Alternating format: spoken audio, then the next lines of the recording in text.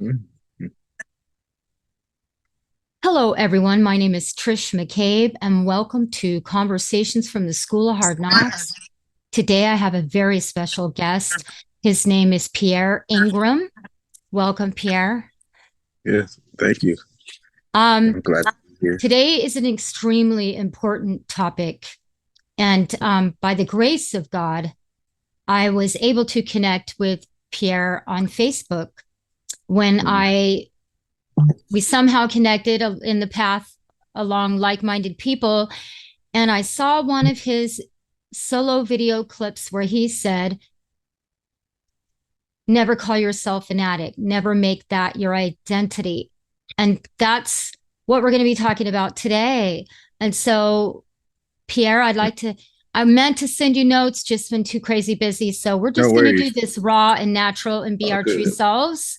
It's all good. So I would first like you to tell everyone a little bit about yourself and how you became to do this life coaching, and especially Yes. where addiction is concerned and drug dependency and all of that. So I just my name is Pierre. I'm from Ohio. I'm a writer and I'm an author, and I focus on changing our words and who we place our identity in.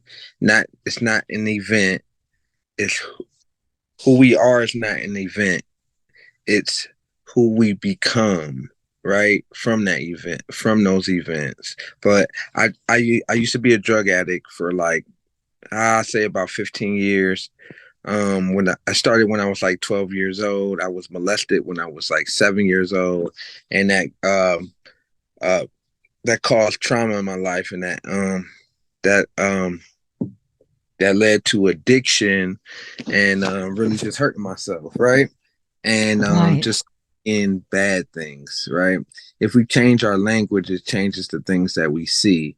And I realized that the things that I was seeing was from a lens of a dirty world, right?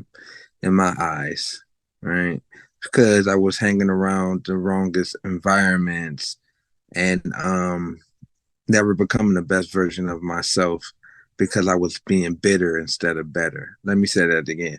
I was bitter instead of being better. And sometimes bitterness brings in the storm, but the storm is sent to clean away all the things that don't belong. And when I felt like I didn't belong, it was because of the storm was wiping away things that didn't wasn't supposed to belong in my life. Right. But I thought the storm was after me, but the storm was just after everything that was around me to get rid of the things that wasn't supposed to be here for me.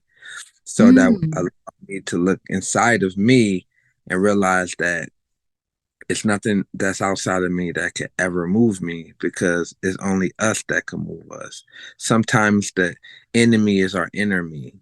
Let me say it again. Sometimes the is our enemy, and we Yes. just So when your story is my sister's yeah, story that passed away. She was molested actually several times and became an alcoholic at a very young age. yeah, me Which I too. feel like this is one of the things they don't talk about in addiction is most people start their partaking in whatever self-medication, drugs, alcohol, they start before they're the age of 15, before their brain is fully developed. So Yeah, then it becomes this, well, obvious unhealthy coping way to cope yeah, with everything, just your external world, a way of. And so then, of course, when you're partaking in those things, you're going to meet people that are also partaking and play a big role in influencing your life. yep, absolutely. And they influence your life, and you realize that you don't see it when you're in it. It's just like putting a pool inside of a fish tank. You wouldn't know that you was in the pool because they both are filled with water. So sometimes you don't know that it's a toxic environment. It's because you've been in that toxic environment for so long that you become what you hang around, and you become what you think, and you become what you act upon. Your So, environment yeah, gets on you. yep. For It example, some affects. things are Sorry. Absolutely. Some things are taught or some things are caught. It's just like being around somebody that's sick. You keep being around them, eventually you're going to get sick. Yeah. Yes. Yeah. Yes. Oh, I love that. And I cannot begin to tell you how thankful I am that you're joining me today because I think your message is extremely powerful. I see it impacting the world. I really do. I think this is such a huge thing because the sister that I'm talking about just died of cancer. And the most saddest thing about it is of all is 6 months before she died, she realized that the person that was missing in her life was herself, Yep. herself. Yep. And It's that's your why we're doing this work. We want to you, give people back themselves yep. You in gotta their show life. up yourself because sometimes we get lost in the middle of nowhere, but that's where you find yourself in the middle of nowhere. Let me say it again. Sometimes we get lost in the middle of nowhere, but that's where you find yourself in the middle of nowhere. What do you mean by that, Pierre? Trisha, this is what I mean by this. And everyone watching, this is what I mean by this. Because sometimes you have to get lost in the middle of nowhere to find yourself in the middle of nowhere.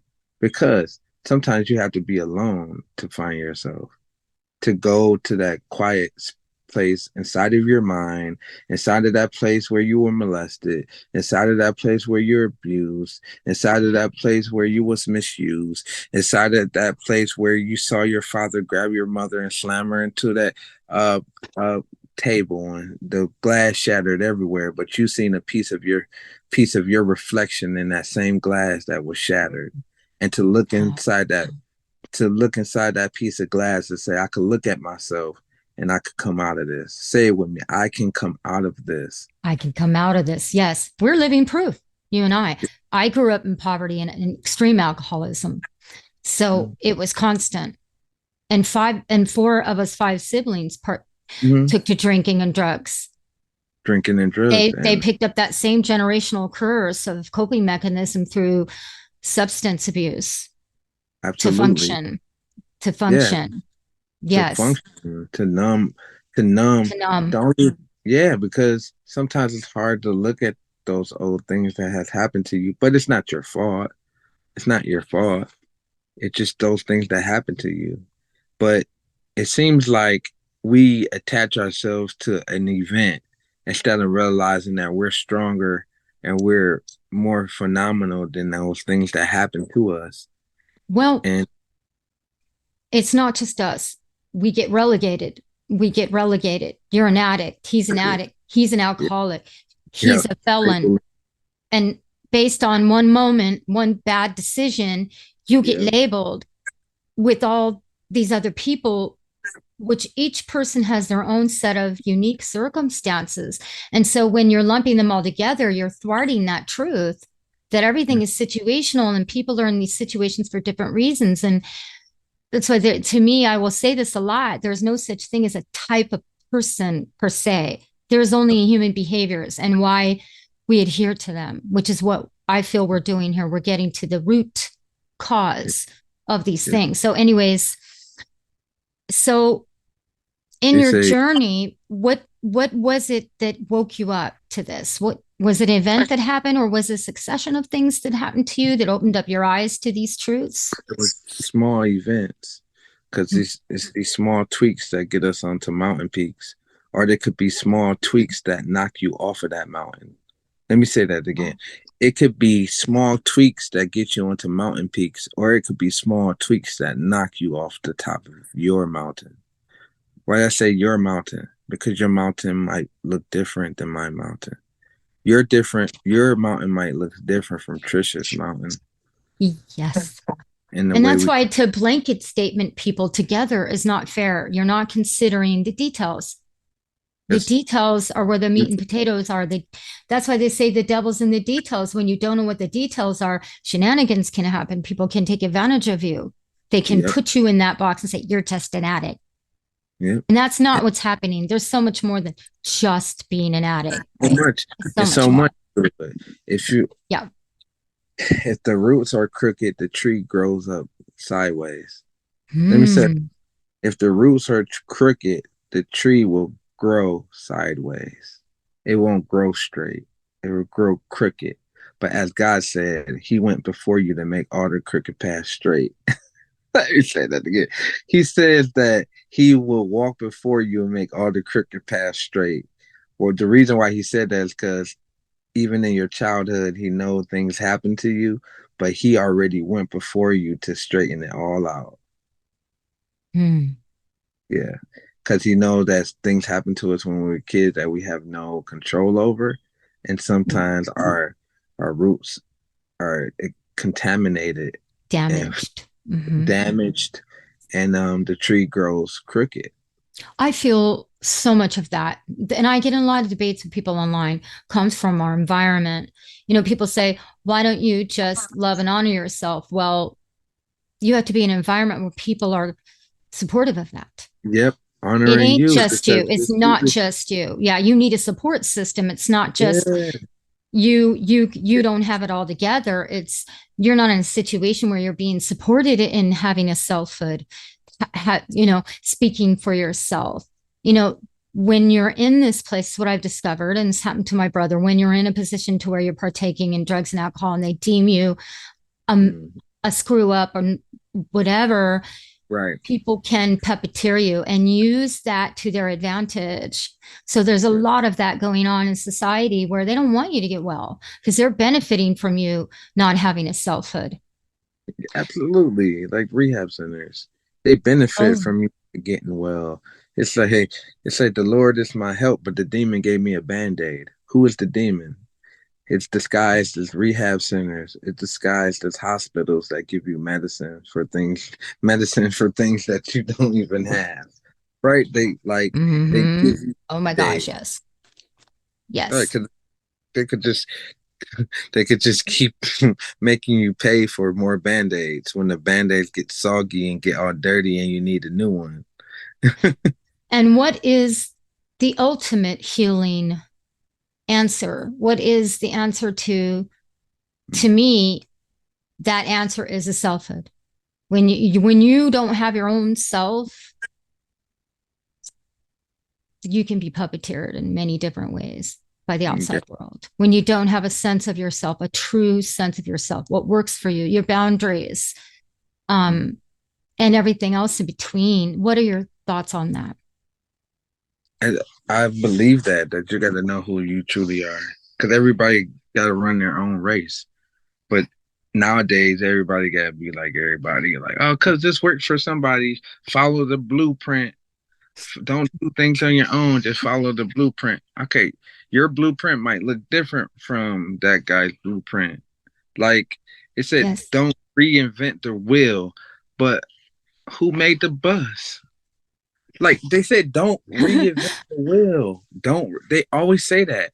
Hmm. Reinvent. Don't reinvent the wheel. Just follow what others done.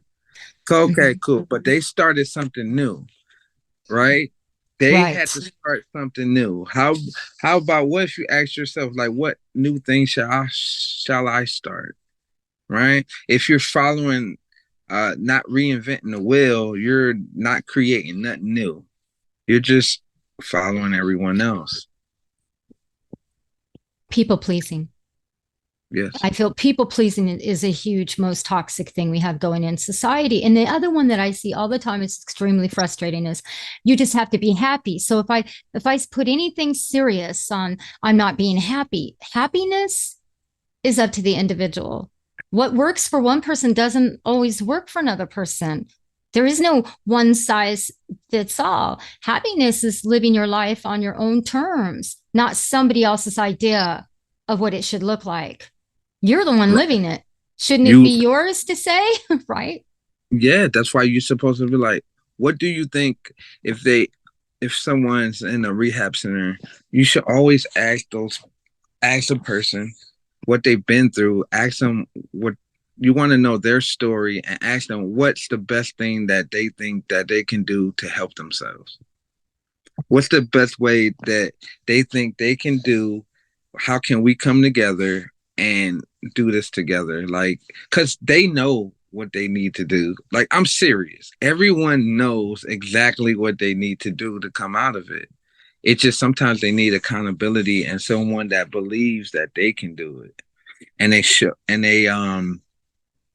they just like give them affirmations. Someone that to call them and say, right, wow, you're doing good. Just you I see you changing this. Go ahead, keep doing that. I'm so proud of you. Congratulations. Let's find another way where we can work together to get you closer to your goals. And I just to went, come just really be there for them and count yes, help them count their wins. I went to my niece's graduation, 6 month graduation for sobriety from addiction to heroin. And when I went there, they did the wonderful thing where they blessed the chip. They gave everybody the chips to bless. And they gave me the chip, and you're supposed to say something. And I said, above all else, to thine own self be true. If you're not, you'll go back to using. Because I That, feel strongly that addiction comes from not having a voice, mhm. not being able to say what you're okay with, what you're not okay with, what course of action, what course you want to take in your own life without somebody else telling you what they think you need and should be doing. The shoulds and the shouldn'ts from other people that rob you of having your own voice. I feel that's huge in this. And everybody clapped when I said that. To thine own self be true. What does that mean? Because if you're not true to yourself, you're not really living your life the way you want to. And that will lead to self medication and all these other dysfunctional behaviors. What do you Yep, think of that? I agree. You gotta live you in your own race. Like Yeah, you exactly. you know exactly what you want out of life. And they indoctrinate people with lies, and you gotta just keep digging down to find the truth. It's And just that, gotta be resilient. I have a, remember this song, Trish? I need you to sing it with me. which The one? incy spider went up the spout. Oh, Down came the rain and washed the spider out. Up came the sun and dried up all the rain. Now the eensy weensy spider went up the spout again.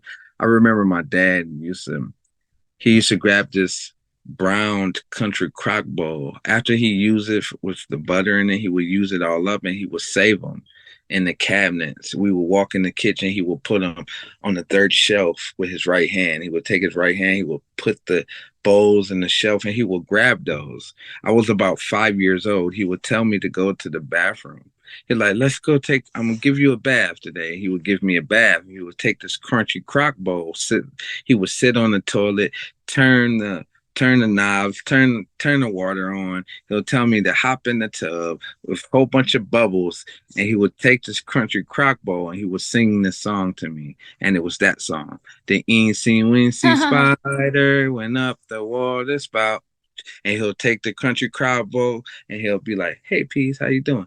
He's like, "Now we're about to wash your head," and he would grab the country crock bowl, put it in the tub, and wash my head with it as he was singing a song with me about the Eensy Weensy spider being washed away by the rainfall. so So how the, does that apply so to so he said addiction?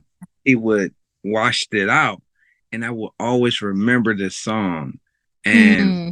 never knew what this song meant until I seen my dad being drugged out my house in a body bag, and Oh, he had a heart attack.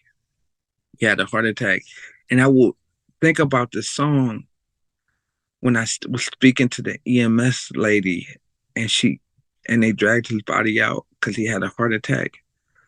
And I remember this, and I didn't know what that song meant, but it was about being resilient. Like that, seeing my dad being drugged out in a body bag was that rainfall that washed that spider away. But I kept hmm. climbing up that spout. That the rainfall was the drugs. That rainfall was the alcohol. I don't know what that rainfall is for you, because Hmm. you might be that The spider. rainfall for me is Resentment. constantly being told by other people how I need to be in any way, shape, or form. The constant, no, you need to do this to be happy. Oh, you're just reading into it, or you're just this, or you're just that. No, I'm me. I need to be me, my own person, without worrying about what you think and he thinks and they think. And I got to be true to myself, to be true to myself, say, this is how I feel without judgment or condemnation and the shoulds and the shouldn'ts. Even now, I put posts on my page and people are saying, no, you're just being negative. According to you, I'm being real. I'm being genuine. I'm expressing myself to the fullest, not worrying about who's going to think what and whatever. It don't matter. It's It all about doesn't, what you. yes, this is my life. This is my view. You don't have to agree with everything any more than I have to agree with what you're doing. Just the whole, people say you just have to be happy. Well, it's different for different people. What makes one person happy may not make another person's happy. So to answer your question, the rain for me is the constant people telling me that I just have to be positive or just have a good attitude. The most positive thing you can do is say how you really feel, to be genuine, to be authentic, to be real, even if it's dark. You can't get well if you don't admit there's darkness there. The darkness will not go away until you say, I have That's some what, darkness. the Here's my only way to darkness. do it is through it. The It's only through way it. is through it. But it's Like hard to do when people are constantly telling you not to be there for their judgments, you that can't they're keep not running. living your life. They don't know what situation you're in. And to know what one decision might work for one person might not work for another. There is no one size fits all in terms of happiness. It's different. Some people want to live in a mud hut and some people want to live in a castle. That's fine. Whatever I'm, floats your boat. I'm sorry to say that happiness is temporary. Like happiness is temporary. Happiness means everything has to work out your way on the outside Attachment. for you to be happy. And Remember we that's just talked about the yeah, attachment to the outcome, and that's it. People have an attachment to happiness. yeah. And that Happiness is temporary. attachment, It's yeah, temporary. So it's saying we I can only be happy if this happens. And that's just not true. like he was like, you're either going to suffer the pain of staying the same, or suffer the pain of change, or suffer the pain of staying the change. Like it, it's like no matter what, it's like happiness is temporary. Because now pain, that's always going to be in your life. You're going to suffer the pain no matter what. It's always going to be some pain in your life. So we can't be looking for happiness all the time, because Yes. happiness is temporary. Because there's a difference between joyful and happy.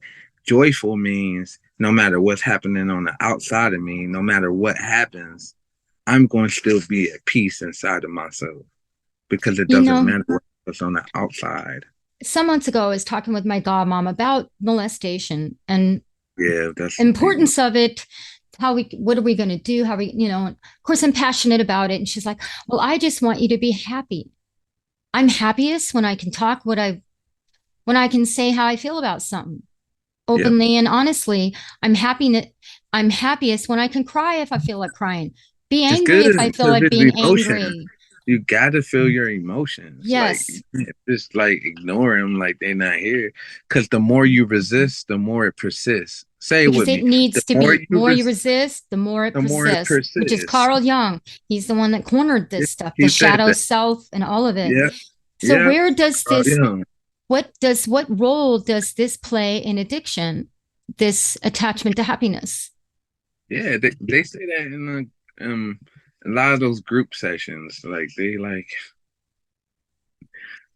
they want you to be attached to happiness, but they don't talk about the real stuff there. They talk about they want you to keep rehashing your old story instead of creating a new one for you, because those past events isn't who you are, because you can transform every day.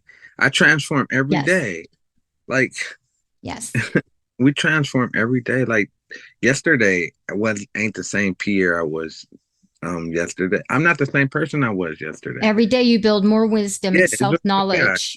Mm-hmm. Imagine if butterfly I never love came out the that. cocoon. Like, I'm just gonna sit here in my cocoon today. It's comfortable.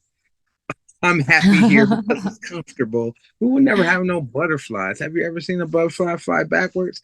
If you're trying to hold on to happiness, you're flying backwards. Say, I'm flying backwards. Like, if you're trying to hold on to happiness, you're it's flying backwards, because and the it's the real, judgment. You're saying I should be somewhere else than where I'm at. yeah, no, And when you okay, do that, you can't live with it and it makes you want to drink or it makes you want to partake in Yeah. whatever Yeah. toxic Hmm. medicating, self-medicating that you can do instead of asking, why do I feel this way? Why do What's I going feel this? on? What's going Yeah. on? What's What going did I? on? Oh, okay. I remember. I did this today, and I know I shouldn't have did that. I made that choice because you just got to ask yourself good questions, good quality questions to dig in deeper to what the real problem is. Because it could be something that it's just something that triggered you, and you could like, you know what, I got, I don't like. You could be in a certain room, someone say something. I was like, all right, cool. I gotta make sure I just not surround myself around that person as much, and keep my boundaries because you got to have some type of boundary. Boundaries. Yes. Like you don't have to be at certain places. Like who cares what people think? Obligation. Yeah, Guilt trips and obligation yeah, brings what people want you to drink. You yep. know, having to do something your family wants you to do Mhm. is no, your family doesn't own you, your parents don't own you, your children don't own you, your father doesn't own you, your boyfriend doesn't own you, nobody owns you. And that Nope, is really I just had a big thing like that about that particular people trying to own you any way they possibly can. They will don't. tell you what they think you need to be doing, how you should be living your life. And That's called control. That's it's called, control. Yeah. yep. Anyone that does that can't control their own lives, so they want to control someone else's. They don't want to look at their own stuff. And Yes, and people like us that want to grow are willing to look at our own stuff. We're a threat to people that don't. And they'll try to put you down. They'll try to keep you from because they don't want to admit their stuff. It's like when you're angry, people that have a judgment about anger will not I, like you because they I, won't allow themselves anger, the I full get, scope of their emotions. Sorry, go ahead. I get angry sometimes, but then I say, I'm just visiting here. I'm gonna give myself 5, 10 minutes, and I'm out of here. Cause I give myself like 5, 10 minutes. I was like, you got about 5, 10 minutes to be angry, and then you got to let it go because it's okay. Because it's just an emotion. It's supposed to go. It's a what they say. It says you either gonna um let the trauma go through you, or you're gonna let the trauma control you. Because sometimes trauma tries to control your your thinking process because it's Yeah. just in times it's whew, it's I evil. I have found people try to gaslight me with the word trigger. They'll say, I'll get angry about something. We are just being triggered. No, this person disrespected me and I'm angry. That anger is the part of myself that loves myself enough to say, don't do that. And if you Oh keep yeah, doing it, I'm going to put a boundary in place where I'm not going to have anything to do with you if you don't respect me. It's not yeah, you're just angry. They're making you angry because they're not treating you well. And see, that's what I don't like in society where they say you're just being triggered. No, that's not what's happening. I'm upset for a very legitimate reason. I'm upset because either I'm being treated poorly or I'm watching someone else being treated poorly, and I'm not going to be quiet anymore about it. Like that's right. wrong. Don't do that. When anger shows up, it means Right. an action needs to be happening. It's not you're just angry and you need to get over it. That's what I don't like. That's got to go. That way of thinking in society. That makes me mad because it's silencing victims. It's saying, well, it's a dog eat dog world or life is hard or you just have to, learn to live with it and let it go. It's like, no, you're telling me that I have to continue to allow this person to treat me bad and then Right. say Yeah, I'm being triggered. Yeah, I'm being yeah. triggered. I'm okay with it. I don't like being treated like crap. Call me a weirdo, but No, you're not. But that's true. Because some people want to treat you like crap and expect you not to say nothing. But it's okay to hold your boundaries and say, you know what? I'm not going to deal with that. You just, like, I don't have to. Like, and they'll you don't? try to gaslight you and say, well, he was just triggered. That's not what happened. Okay. I was upset and I had a perfectly normal reaction to someone not treating me well. Getting Is it? angry when someone isn't treating you well is normal, not, Yeah. not an ailment. It's like they're twisting it and it's just we got a few minutes here. Um, let's see here. Okay, I'm not sure what that is, but some sign that came up. But anyways, so I feel like you're saying Okay, so let me go back to I want to ask you, what was the aha moment? Was there a big aha moment that made you realize it's me? It I'm the was one missing in my life. mm, when I lost my mom. Well, I think it happened before I lost my mom. Um, Your dad? Did you lose your oh, dad first? I lost my mom first. She Hmm. passed away I'm at so PM sorry. phone, and he tells me I'm like sitting right next to him. He picks up the phone. He the phone rings. He picks up the phone. He said, "How you doing, Sade?" And she told me that my mom passed away in the hospital. She had cirrhosis of the liver, and but it was deep. It was more than that. You know, it was trauma and stuff, and Mhm. that just grows and grows and grows, and a lot of worry and just stuff like that. But um, I think that was part of it, and then it was a part of it when I think I almost died one night when I was doing cocaine, and it was like 3 a.m. at night, and I was laying in the bed, and my heart was rushing, and I just like I remember just closing my eyes. I kept asking God, I was like, Lord, if you kept get me through this, I'm gonna get my life better, and just I need you. I started crying. I was like, I need you because I can't do this by myself. And Mm. then my life's just been changing, and that was one of the things that really woke me up. And that I think that was the night when I began to like make a change, when it like really hit me, because I didn't want it. Like I was like, man, I don't want this no more. It's like This isn't working. This is madness. I just want peace. Like that's where I was at with my divorce. It was so toxic, it became just absolutely unbearable. You yeah, know, so I laid there and cried, please. I just want peace. Show me the way. yeah, because And I know by myself, and then things begin to show up.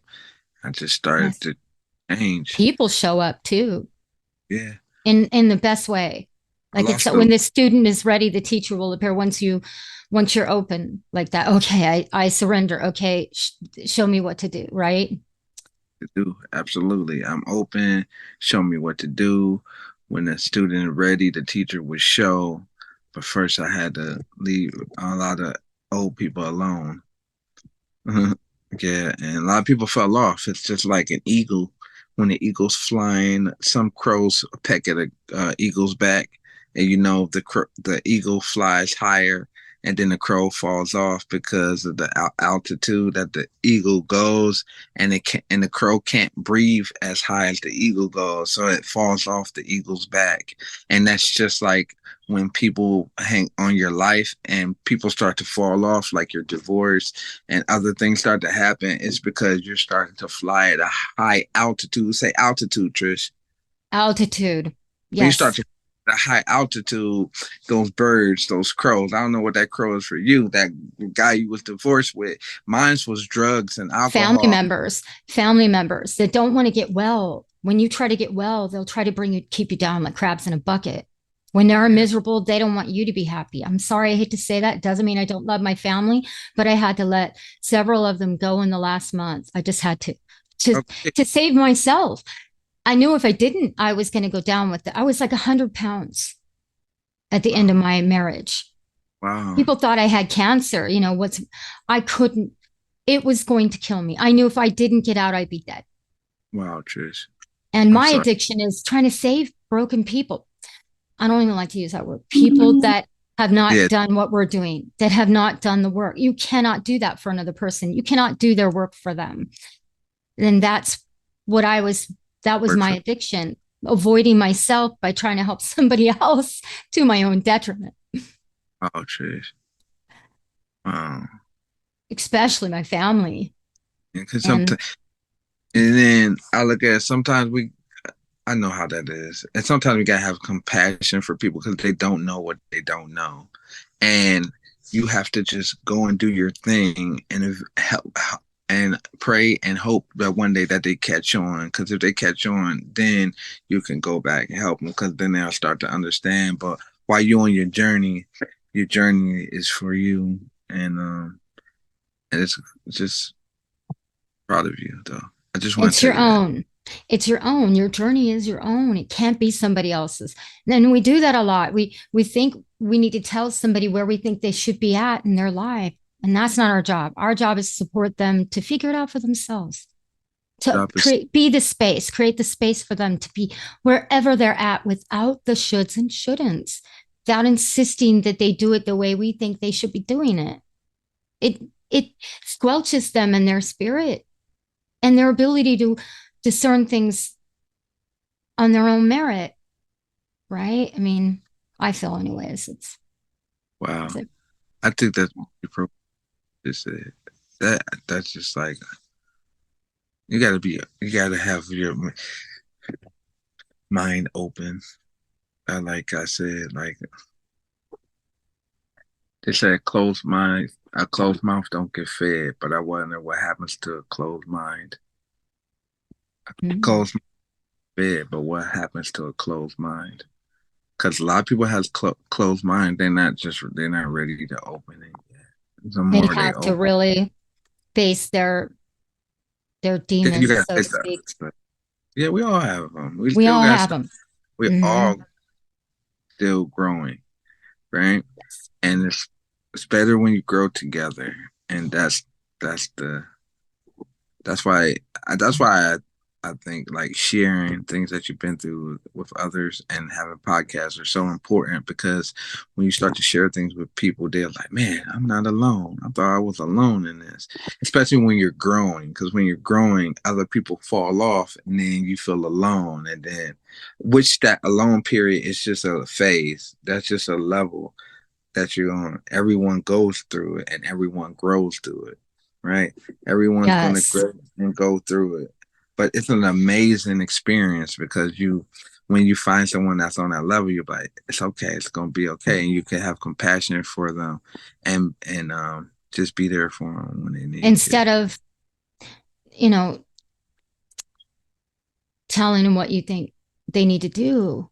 Right. It's they don't want to hear that. People don't need a lecture. They need You're, support in finding their you're way on their own because that's where you're the one that matters the most in your life. It has to be your voice, not some, oh, I'll quit the drinking for you. Mm-mm.